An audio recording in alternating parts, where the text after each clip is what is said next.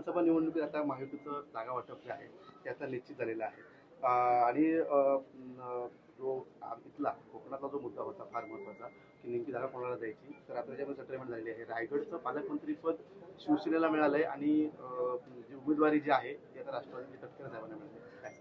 नाही बघा, शेवटी पालकमंत्री पदाचा तिढा तुमच्या दृष्टिकोनात नव्हता, परंतु आम्ही सुरुवातीपासून जेव्हा शपथविधी झाला त्याच दिवसापासून आम्ही पालकमंत्री म्हणून आमच्या भरतशेठ गोगोले यांच्याकडेच बघत होतो आणि रायगडच्या माध्यमातून त्या पद्धतीचं त्यांचं काम होतं. आणि पालकमंत्री पदाचा तिढा बघा, आता शेवटी महायुती आहे, महायुतीमध्ये कधी 2 पावलं पुढे तर 2 पावले मागे जायचं गरज असते आणि त्या माध्यमातून एकनाथ शिंदे साहेबांनी जी भूमिका घेतली महायुतीच्या दोन्ही नेत्यांबरोबर बसून, ती निर्णय जो आहे तो आम्हाला सगळ्यांना मान्य आहे आणि त्या पद्धतीने आम्ही पुढे काम करू. एक गोष्ट मात्र नक्की, 17 जागा ह्या विधान परिषदेच्या आता रिक्त झालेल्या आहेत आणि 17 जागांवर निवडणुका आहे. 22 तारखेला तुम्ही बघाल पूर्णच्या पूर्ण 22च्या 22 जागा ह्या महायुतीच्या आलेल्या असतील आणि प्रचंड मताधिक्याने ते येतील. सुरुवातीच्या काळामध्ये शिवसेना 7 जागांसाठी आग्रही होती, मात्र आता अखेरच्या क्षणी 4 जागांचा समाधान. नाही बघा, देवाणघेवाण असतात, काही राजकीय समीकरणं असतात आणि महायुतीमध्ये मागणं काही मोठी गोष्ट नाही. आमचं हेच म्हणणं होतं की 5 जागा ज्या आम्ही लढल्या शिवसेनेनं गेल्या वेळेस, त्या 5 जागा आमच्या कायम ठेवाव्या आणि त्याचबरोबर आम्ही 2 जागा ह्या अतिरिक्त मागितल्या होत्या, त्यामध्ये रायगडची 1 जागा होती. ही जागा आम्हाला मिळावी हा आमचा प्रयत्न होता आणि ठीक आहे, देवाणघेवाणीमध्ये काही गोष्टी मी मगाशीच म्हणालो की 2 पावलं पुढे 2 पावलं मागे जावं लागतात, तसा निर्णय घेतला असेल.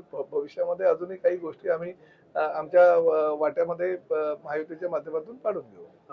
लक्ष्मण हाके यांनी आज प्रसाद लाड यांच्यावर टीका केली आहे. ते कमिशन एजंट आहेत असं म्हणताना हरामखोर भाडखाऊ प्रसाद लाड असं त्यांनी. बघा, राजकीय क्षेत्रामध्ये काम करत असताना राजकीय पक्षाच्या नेत्यांनी आणि स्वतःला जे मोठे राज्यस्तरीय देशस्तरीय नेते म्हणत होते त्या लोकांनी थोडीशी तोंडाला काही गोष्टींमध्ये कुलप लावणं गरजेचं असतं. प्रसाद लाड सारखे नेते जे विधान परिषदेतील आमचे सहकारी अच्छा चांगल्या प्रकारचं काम करताय, मराठा समाजाच्या आंदोलनकर्त्यांना भेटायला जर ते त्या ठिकाणी गेले असतील आणि राज्यातील जे काही प्रश्न आहेत ते प्रश्न सोडवण्यासाठी त्यांनी जर प्रामाणिक प्रयत्न केला असेल तर अशा नेत्यांविरोधात किंवा विधान परिषदेच्या सदस्याच्या विरोधात असं बोलणं योग्य नाही. सर, आता मुख्यमंत्री माझी लाडकी बहीण योजना जी आहे त्यामध्ये आता 80 लाख महिला ज्या आहेत त्या अपात्र झालेल्या आहेत आणि जी मुदतवाढ मागितली होती ती आता शासन देत नाही. मला त्या संदर्भात काही कल्पना नाही, परंतु आदिती तटकरे त्या खात्याचे मंत्री आहेत, ते त्या बाबतीत उत्तर निश्चितपणे देतात.